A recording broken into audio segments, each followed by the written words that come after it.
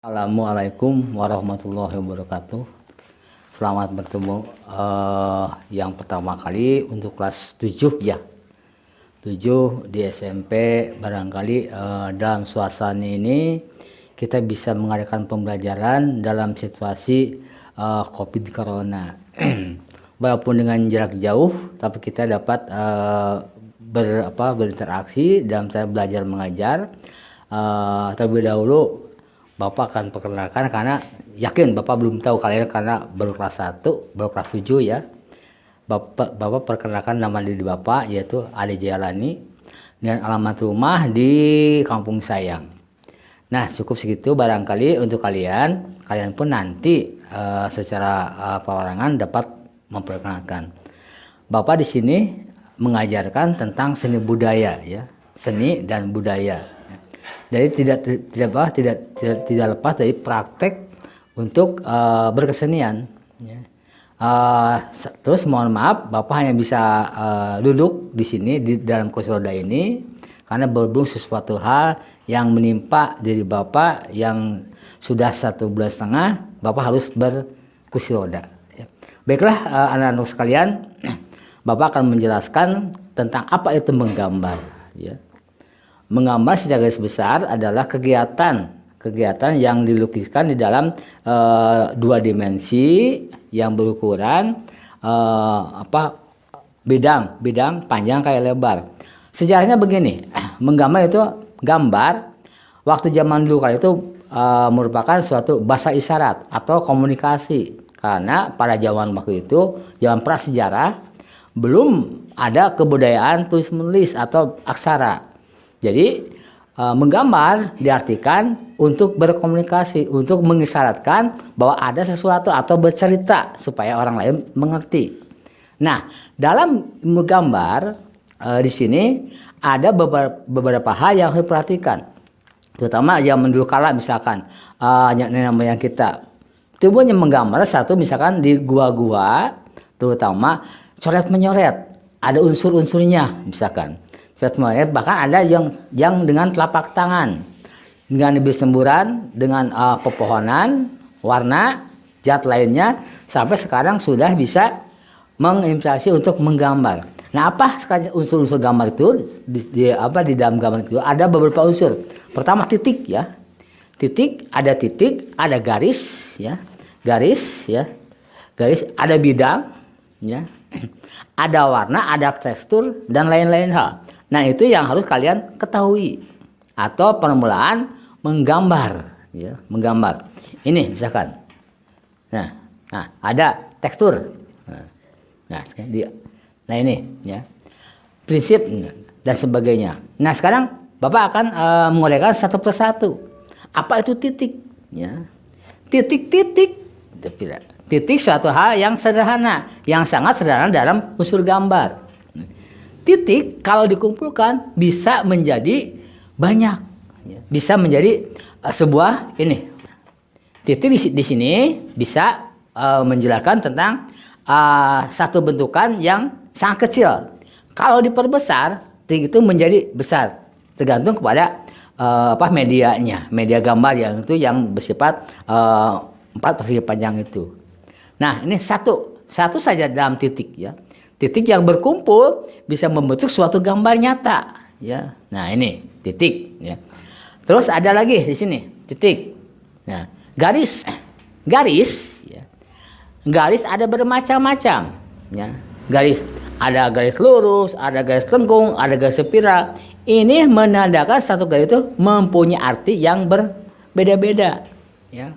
Jadi dalam satu gambar tidak ada yang mudah. Seperti gambar ini di belakang Bapak nih, ada gambar ini. Ini tidak mudah. Ini gabungan antara unsur-unsur segala macam tersebut.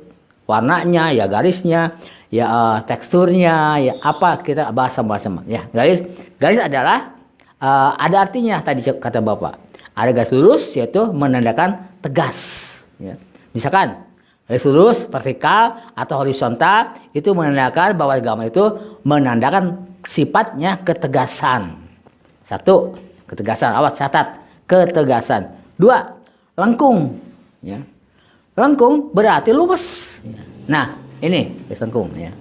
Nah, garis ini lengkung berarti luas. Ini. Nah, terus ada garis spiral. Nah, spiral. Ini yang dikatakan ada macam-macam garis tersebut mengandung banyak arti ya. Saya tadi Bapak katakan bahwa ada unsur apa? Nanti titik, ada garis ya, ada bidang. Nah, bidang. Nah, bidang ya. Bidang itu pertemuan satu sumbu yang A ke B itu dikatakan bidang ya. Misalkan garis A ke B ini bidang namanya ya. Nah, ini yang dikatakan yang nanti akan suatu bentuk ya. Ada ukurannya, ada bidang data, bidang nama sama-samanya. Kita samakan ini bidang ya. Nah, ini bisa dibaca oleh kalian ya. Nah, bidang tersebut jadi bisa satu bentuk ya. Ada bentuk geometris, ya. Di geometris itu ada bentuk yang beraturan. Misalkan kubus ya, persegi panjang ya, terus lingkaran dan sebagainya. Ini tadi bidang tersebut menjadi bentuk. Nah, bentuk itu ada dasar untuk menggambar model ya. Itu menggambar model, misalkan contohnya menggambar botol bentuk dasarnya apa misalkan. Terus gambar lemari bentuk dasarnya apa. Jadi harus tahu dulu bentuk dasarnya untuk satu buah karya kita ya. Ini tadi ada unsurnya. Nih ada bentuk. Nah, sekarang tekstur ya. Tekstur itu apa tekstur? Tekstur ada ciri khasnya barang. Ada tekstur yang nyata, dibagi dua kan tekstur itu. Ada tekstur nyata dan ada tekstur semu. Apa yang dikatakan tekstur nyata? Begini caranya. Misalkan kayu, ada teksturnya. Bisa dilihat kayu itu kita rata atau kasar atau halus. Nah, dilihatnya kasar, ya tentu dipegang juga akan kasar. Itu yang dimaksud dengan tekstur nyata. Nah, terus apa kaca? Ya. Kaca besi setiap barang pasti mempunyai tekstur. Ya. Ini yang dikatakan ciri khas dari benda masing-masing. Ada yang sifatnya bendanya berat, ada yang ringan, ya, ada yang sedang dan sebagainya. Semua benda akan memiliki tekstur. Ya. Ada tekstur nyata, ada tekstur semu. Nah, sekarang apa sih tekstur semu itu, Pak? Misalkan. Nah, tekstur semu ini bisa kalian ciptakan. Nah, ini tekstur semu, kelihatannya rata. Ya. Aduh itu pohon, misalkan pohon pisang, kelihatan teksturnya rata. Pas dipegang oleh kita, kok kasar. Nah, ini tekstur yang semu. Ya, misalkan gini, ada besi, ya, besi kita bungkus dengan karton. Nah, besi teksturnya apa? Teksturnya misalkan ada yang kasar, kita bungkus dengan karton. Siga, ya, kayak yang halus, pada kasar. Nah, ini dikatakan tekstur semu. Ya. Ini tekstur semu. Ya, tadi udah titik, bidang, titik garis, bidang, tekstur. Sekarang warna.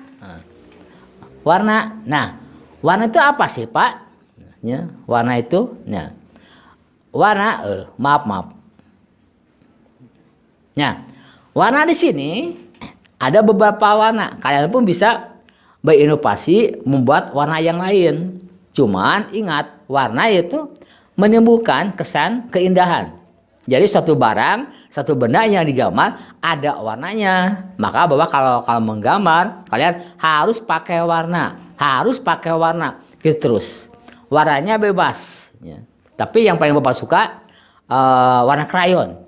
Kalau spidol kurang pantas, artinya tidak bisa melebur, warnanya tidak bisa menyatu. Nah, warna itu dibagi 3. Ada warna primer atau warna pokok, ya. 2 ada warna sekunder, ya. Dan 3 warna tersier. Nah, nih kita harus tahu apa warna primer. Primer itu warna yang belum dicampur, ya. Belum dicampur dengan warna yang lain, dengan apa saja belum dicampur. Warna murni, misalkan kadang-kadang biru, ada kuning dan sebagainya. Nah, sekarang warna sekunder. warna sekunder itu campuran dua warna primer. Kalau kita mau menciptakan warna yang lain. Nah, sekarang banyak warna-warna di mana-mana. Ini hasil campuran, hasil berinovasi orang-orang yang suka berinovasi tentang warna. Tersier, apa sih tersier? Tersier warna juga. Ya, misalnya sekarang ada warna pink, warna apa. Ini warna tersier. Artinya warna sekunder tadi campurannya primer dan primer, warna sekunder dicampur dengan warna primer. Ini menjadi warna tersier.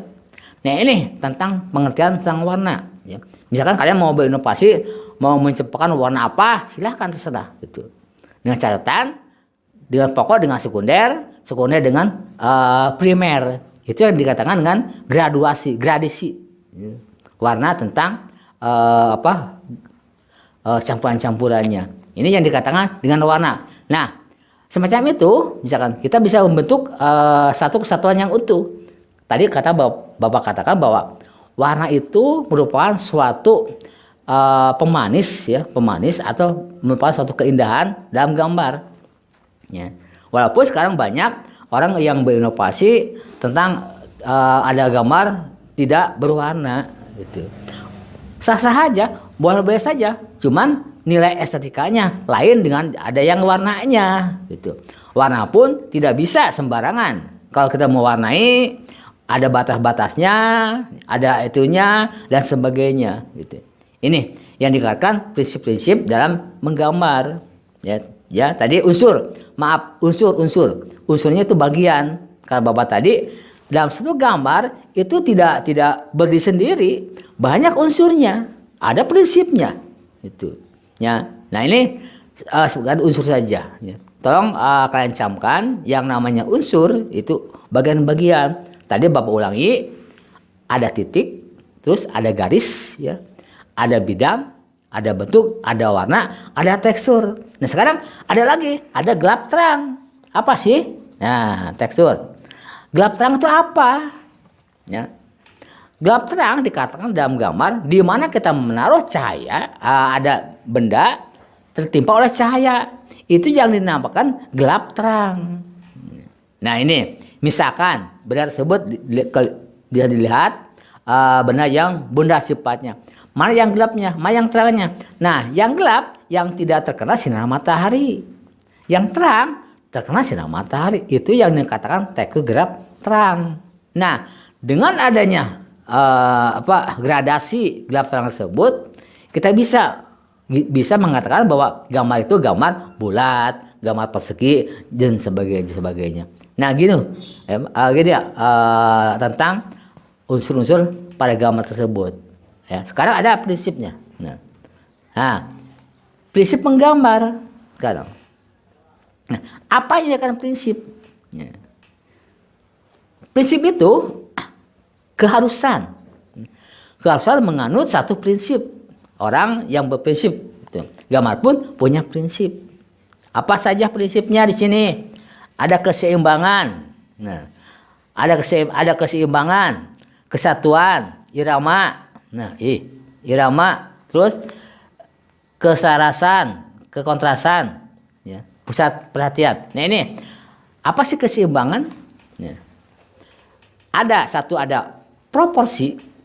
Proporsi itu ada perbandingan antara yang satu dengan yang lainnya.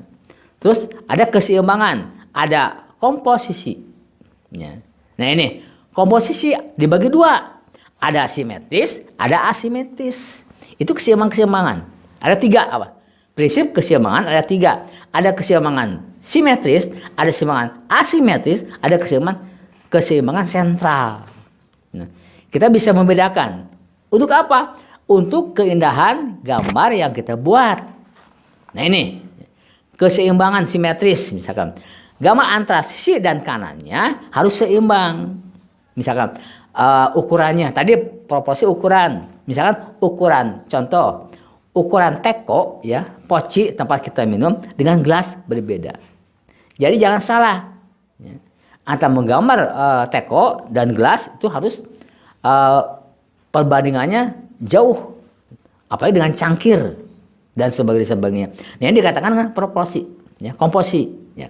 Ini ada tadi sekali lagi ada komposisi seimbang, ada komposisi sentral, ada komposisi simetris, asimetris, dan sentral. Apa sih asimetris? Nah, kalau asimetris biasanya komposisi yang tidak mengindahkan atau tidak melihat sisi kanan dan sisi kiri. Boleh bebas silakan. Misalkan gambar gambar gajah dengan gambar semut. Nah, ini kan kelihatannya tidak seimbang. Maka ini misalkan mengandung komposisi asimetris. Nah, sekarang komposisi sentral atau lingkaran atau kerucut. Ini yang dikatakan dengan komposisi sentral.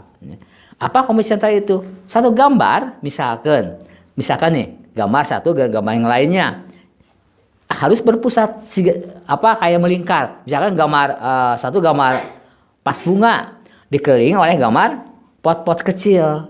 Itu ada, tapi masih tampak keseimbangannya, masih enak dipandang. Ini keseimbangan yang simetris dan asimetris itu. Nah, terus ada di sini kesatuan. Nah, keseimbangan tadi udah simetris, asimetris, dan sentral. Ini kesatuan. Apa sih Pak kesatuan? Nah, misalnya. Nah, yang dimaksud kesatuan itu penyatuan antara kejanggalan dan penyatuan antara gambar satu dengan gambar yang lainnya. Ini bisa bersatu tidak? Nah, ini yang dimaksud kesatuan utuh. Harus bisa menyatu antara gambar yang satu dengan gambar yang lainnya. Misalkan begini, ya. Walaupun sekarang banyak yang berbeda, banyak inovasi. Gambar ayam, misalnya. Gambar ayam fauna ya, gambar ayam. Dengan gambar anaknya bersatu tidak? Ya bersatu, misalkan. Ada gambar misalkan gambar kucing, anjing, misalkan. Nah, karena kan masyarakat bisa menggambarkan bahwa anjing kucing itu musuh bebuyutan. Ini tidak bisa bersatu. Nah, dalam kesatuan yang utuh harus ada salah satu keseimbangannya. Kesatuannya utuh. Misalkan teko ojeng gelas, misalkan panci ojeng naon tah panci, jeung kompor ke, ojeng katel ke, jeung apa. Pokoknya yang seimbang, ya.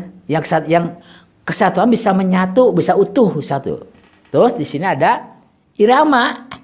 Nah, kok dalam gambar Pak ada irama? Ya jelas. Ya. Jadi seni rupa itu mengandung beberapa unsur tadi coba Pak. Prinsipnya irama itu mengalun. Harus kalau gambar harus berulang-ulang. Kalau tidak ada iramanya gambar dikatakan gambar monoton namanya. Ya. Begini contohnya. Dalam suatu gambar nampak yang monoton, yang tidak monoton. Ada gambar, misalkan gambar pelora. Pelora gambar tumbuhan ya, tumbuhan. Kan tumbuhan tidak bisa satu, misalkan. Harus ada temannya. Nah, tumbuhan ulang lagi, ulang lagi. Nah, ini berirama, mendayu-dayu, mengalun-alun. Itu dikatakan berirama. Kalau ini kan kita menyarankan gambar flora dan fauna. Ingat, tumbuhan tidak akan satu, pasti berulang. Ini yang dikatakan tumbuhan yang berirama. Bukan irama di sini bukan irama tentang bunyi, tapi irama gerak dalam gambar, gitu ya. Jadi gambarnya berulang-ulang. Nah, ada lagi di sini kontras. Nah, kontras apa sih? Kontras itu hampir sama dengan pusat pandangan. Ya, kontras itu hampir sama, tapi ada perbedaannya. Perbedaan kontras dan pusat pandangan. Kalau kontras sama tadi dengan iramanya. Misalkan kita membuat donat lah. Ada donat satu kecil, donat dua kecil, donat dua besar, donat tiga besar, donat ini kecil lagi, besar lagi. Nah, ini yang dikatakan kontras. Jadi ada perbedaan antara gambar yang satu dengan gambar yang lainnya, padahal bentuknya itu. Contoh misalkan nih, dalam satu gambar kita akan menggambar donat. Apa yang menonjolkan? misalkan. Ya. Kalau donat apa yang mau kita kontraskan, kita pilih. Yang kecil-kecil, boleh yang kecil dengan yang besar, boleh yang berbeda.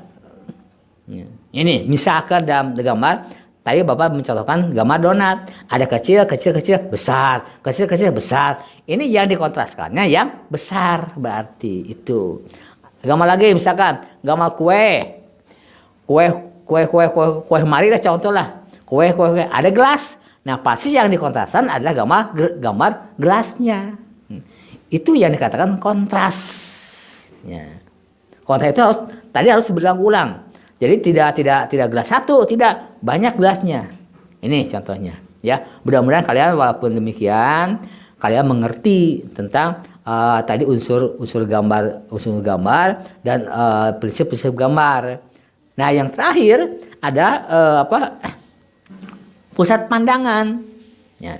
Nah, kalian sering melihat kan waktu di jalan kita jalan-jalan punya atau kita melihat kemasan, terutama kemasan makanan.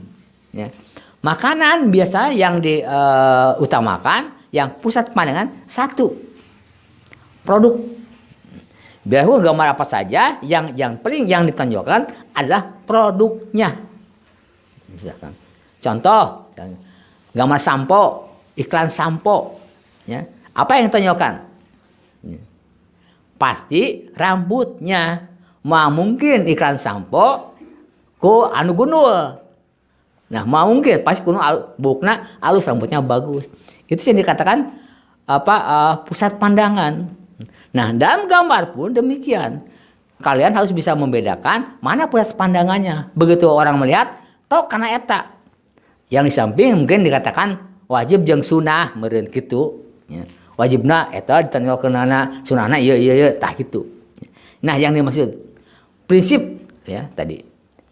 Prinsip menggambar tadi sudah dijelaskan, terus unsur menggambar sudah dijelaskan. Nah, dengan penjelasan Bapak tersebut mudah-mudahan kalian dapat dimengerti dan dapat dipahami. Nanti pertemuan berikutnya kita latihan menggambar menggambar flora dan fauna. Silakan mau menggambar apa saja, mau gambar flora, mau mengambil gambar fauna, mau tumbuh-tumbuhan, mau hewan. Yang penting dalam satu gambar itu ada kesatuan, keselarasan, seirama.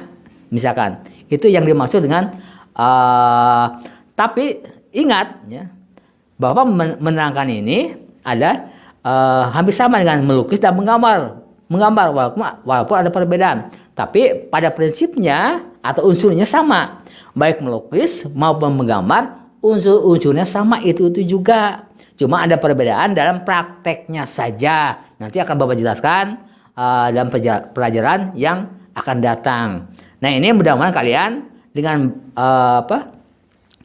penjelasan ini kalian bisa memahami dan bisa melaksanakan tugas-tugas yang akan diisi.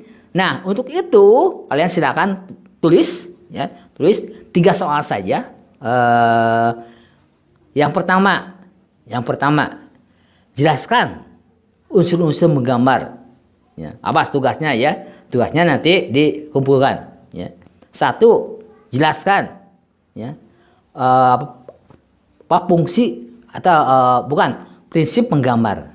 Ya. 2, untuk apa gunanya? Ya, prinsip gambar 2 saja. Ya. Tadi apa fungsi prinsip. Fungsi ini. Bapak ulangi. Nah, unsur.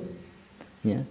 Unsur gambar 1, 2, prinsip untuk apa? 1, unsur gambar untuk apa? Jelaskan unsur gambar itu apa?